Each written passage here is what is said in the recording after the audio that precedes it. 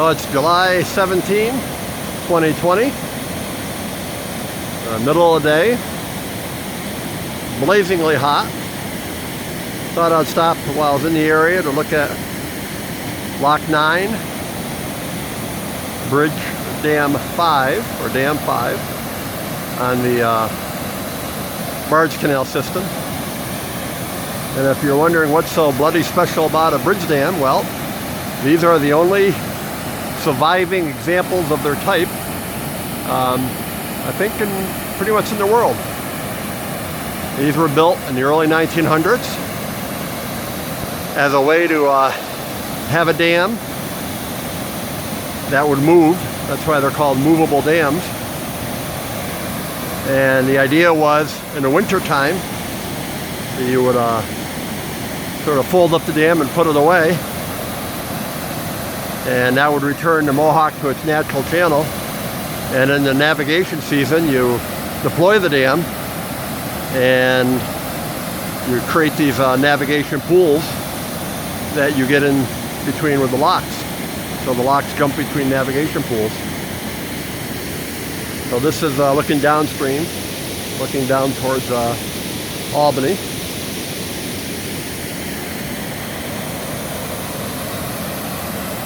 So these were built, started around 1907. And at the time they were when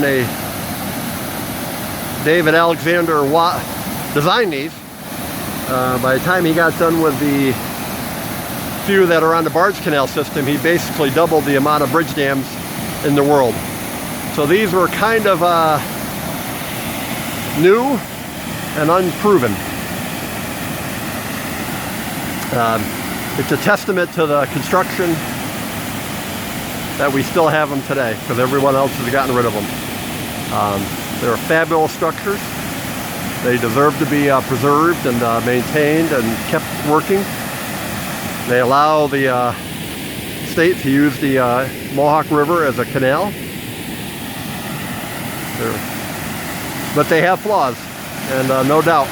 And the biggest flaw is, well, let's get back to the operations of it. The operation is that you have these uprights here, and they work as a pair, and they are swung up underneath the bridge when the dam is not in use. And then when the dam is used, deployed, they swing these down by the chains, and they rest against the apron in the bottom of the river. There's a concrete apron. They rest against that, and then these plates here, there's two gates. There's a top gate and a bigger bottom gate. These steel gates are slid down, and they form the dam. And you can see the water going in between the gates. I mean, they don't form a perfect seal, but they do the job. And then at the top of that right there, is your depth of your navigation pool for the upstream side. And if you have too much water flowing out and you need to let more water pass, you can individually raise these gates. And the beauty of this system is that you're not raising the whole gate and causing scour underneath. You're raising a gate in between, and the water's flowing over like you see there, and it's splashing in a pool against the concrete apron, so you're not getting the scour issues that you would if you were to raise the whole gate up as one monolith. These, when they were built in 1907, 1909, their catwalk was not part of the structure. Catwalk was added later to help stiffen the dam, because they found out in 1913 that there was too much flex in these dams, and they had to get rid of some of the flex. So the catwalk was one of the stiffening solutions. And the other solution is, if you look up top here, you'll see that there's two trusses. Originally these were built with one truss, and after the 1913 floods and all the issues they had, they stiffened all the dams by adding a second truss at least on the downstream side. I think this one has on the upstream side too. They have two trusses. So that was the way they chose to beef up the dam.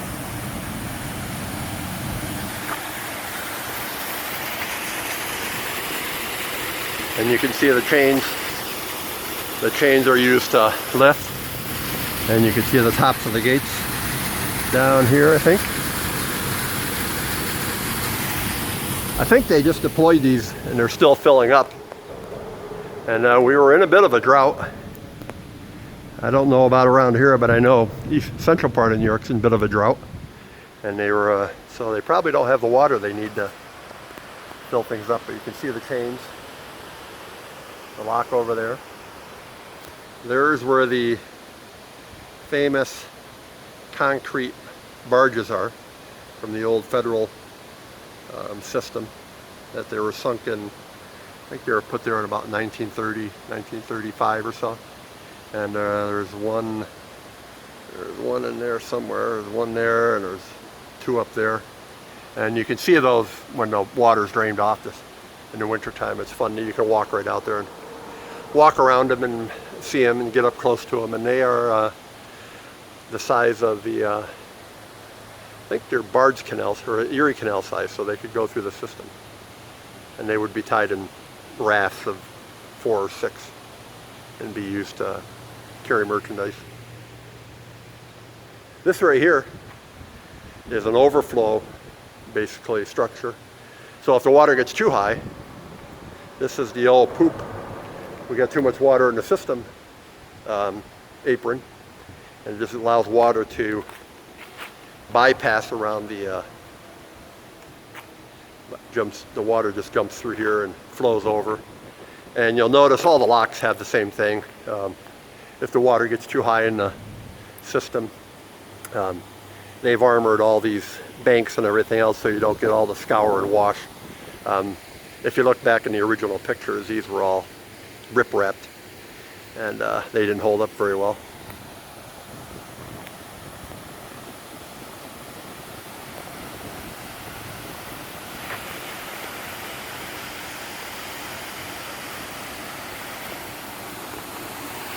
There's interesting, if you look right up in there, there's right there, there's a slot that's been filled in with a bolt. See the bolt and the washer there. And they used to be open.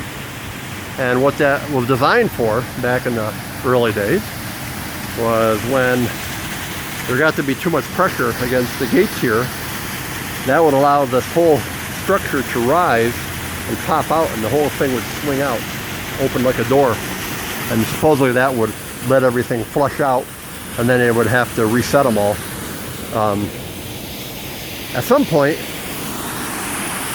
they filled those in, and have stiffened up the dam even more, and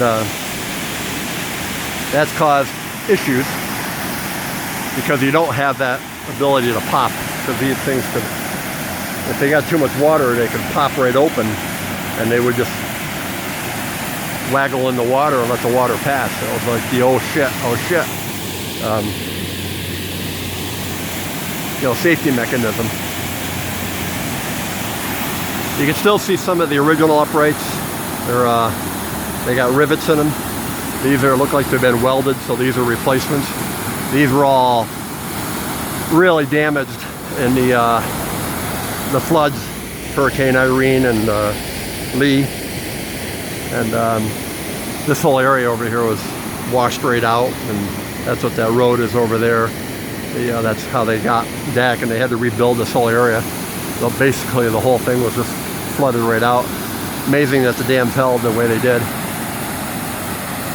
And this is the only one, there's only 2 on the system of these bridge dams that have roads across them.